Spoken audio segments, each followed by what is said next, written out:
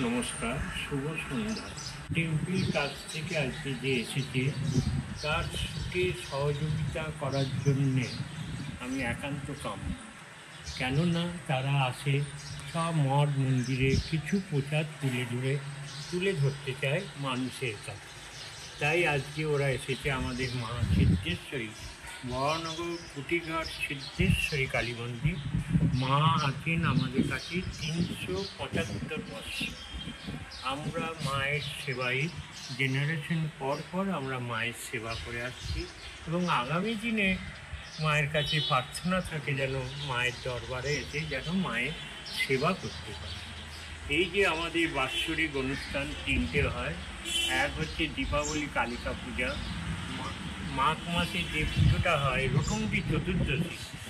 এই দিনটাতে মা আমাদের ধরাধামে ধরা দিয়েছিলেন, তাই জন্য আমরা বাৎসরিক অনুষ্ঠানটা করি এবং রটন্তি কালিকা পুজোর দিন।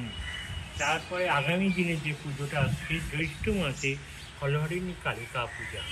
মা এই বাৎসরিক তিনটে অনুষ্ঠান হয়, বাদ বাকি তো নিত্যদিনে মায়ের পুজো পাঠ হয় এবং আমাদের একটা ধানের লক্ষ্মী পুজো হয়, সেটা হচ্ছে আপনার চৈত্র মাস, ভাদ্র মাস, পৌষ মাস।